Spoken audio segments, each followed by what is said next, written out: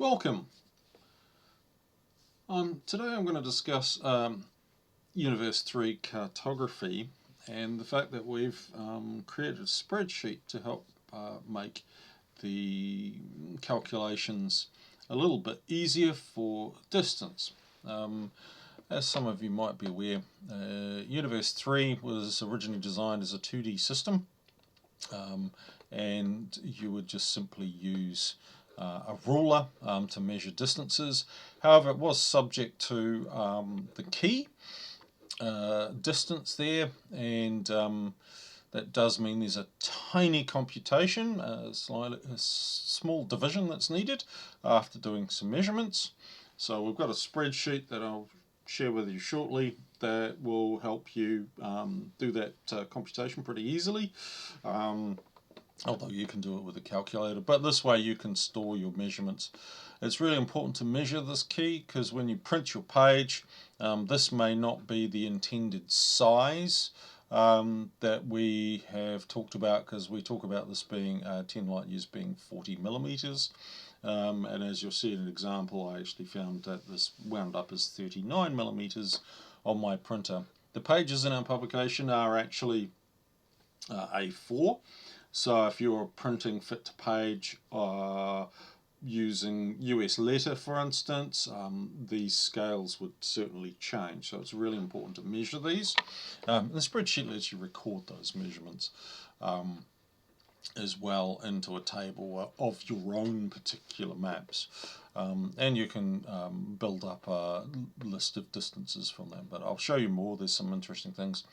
One of the expansions we did a few years ago on this publication was that we talked about how to adapt this to 2D method to displaying 3D space and how you might use calculations. So the difference was that we provided a z-axis value, I should say,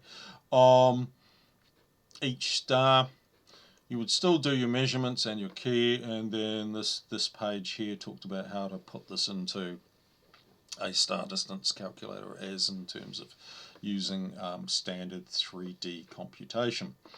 So we've, rather than going to a web page to do this, we've replicated this in a spreadsheet. So here's your X, Y, and Z. These are fairly standard to give you a distance.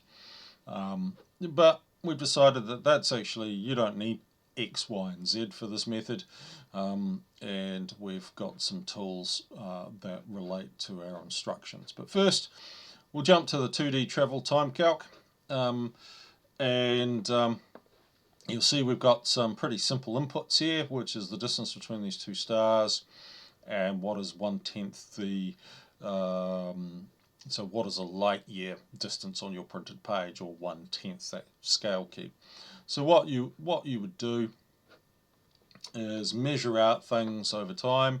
We're using the Dijkstra quadrant as an example. So as I mentioned before, 39 millimeters is what we got for 10 light years. So very easy to drop that to 3.9 millimeters for a light year. And all your distance is measured.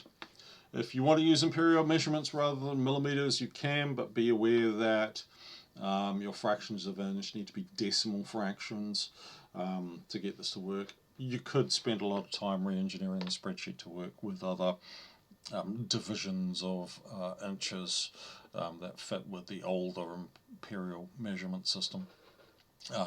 But we'll let you deal with that with yourself. We use metrics in this part of the world, as does most of the world actually.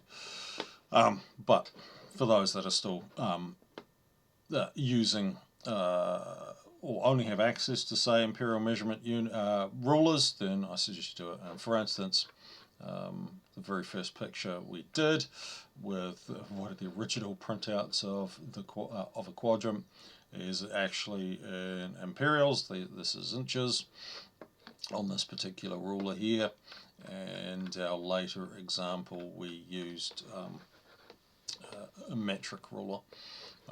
So just adapt it for your needs. The Dijkstra quadrant was relatively straightforward, so there's very few coordinates. Obviously, I should say combinations of routes that could be taken, so there's only 15 in this case.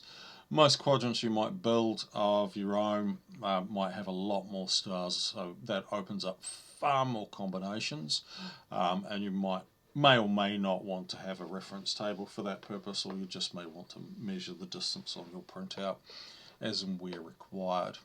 But obviously, keep in mind the key. Your next printout on your next printer or someone else's printout may be different, so it's worth recording those.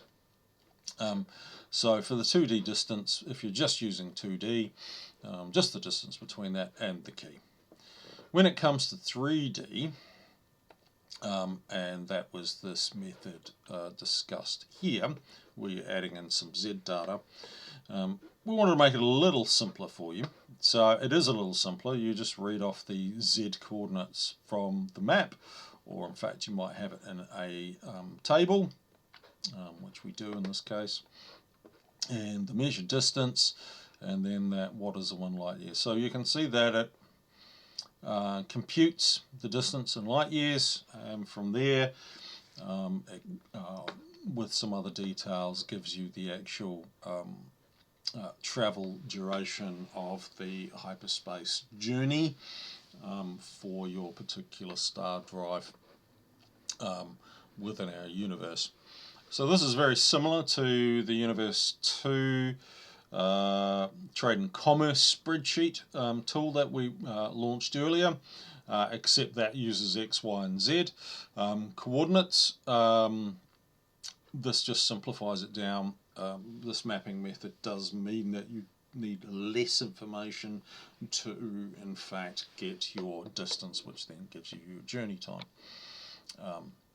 And of course, we've got some convenient ones based off the measurements that we made. So obviously, the example Dijkstra quadrant, which we modified for 3D, it has these Z coordinates on those stars, and because it has very few star combinations within it, we've measured them all out along with the key and kept those in there. Your printout may differ to this, but this can be a reference guide for you. We're keeping the 3D in there for convenience because we do talk about it. You may use it for other things, and if you're using the 2D measuring method, this is just something really simple.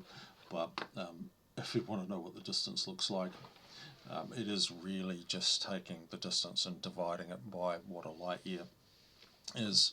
But obviously, to compute the travel time, there's actually more computation in there, and that's where we wanted to save people time if they were trying to use the universe. There is a list of Anderson line links. There's a couple that go outside the quadrant. You'll see them on the map. For instance, that one there. So we don't exactly know where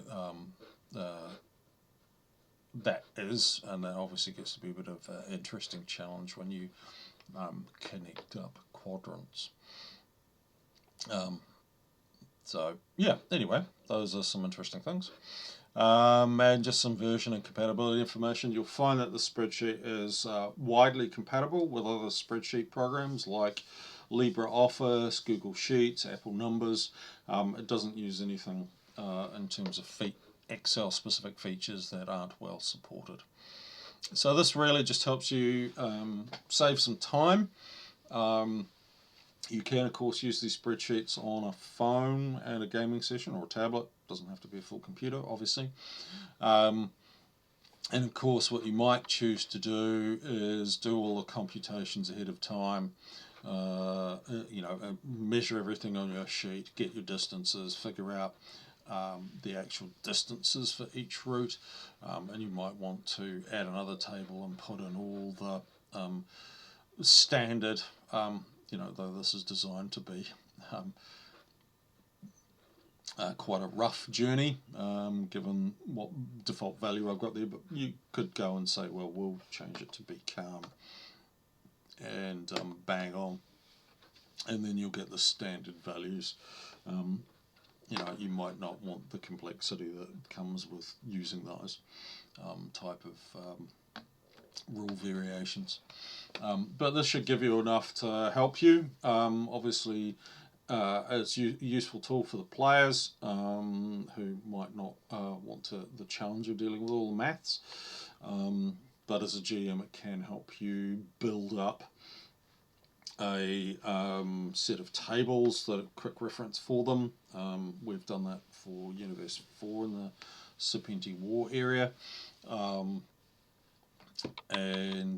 you might want it for very specific campaign purposes where you have reference tables for yourself that you've built up, just so that you can improve game flow time, because you don't want to be sitting here. But the spreadsheet will allow you a very minimal interruption in your gaming, and obviously give you more time on the things that are enjoyable both for you and your players.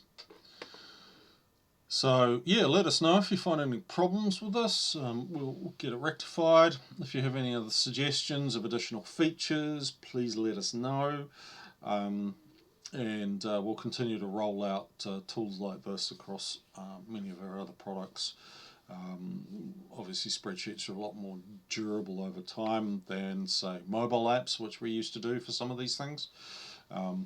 And of course it gives you a wide range of support across different spreadsheets, but also allowing platforms like iPhones, iPads, Android, Macs, PCs, and Linux, as an example, to all benefit from having tools, the same tool available across all those different platforms, as opposed to mobile apps where we had a very limited range of support across all platforms.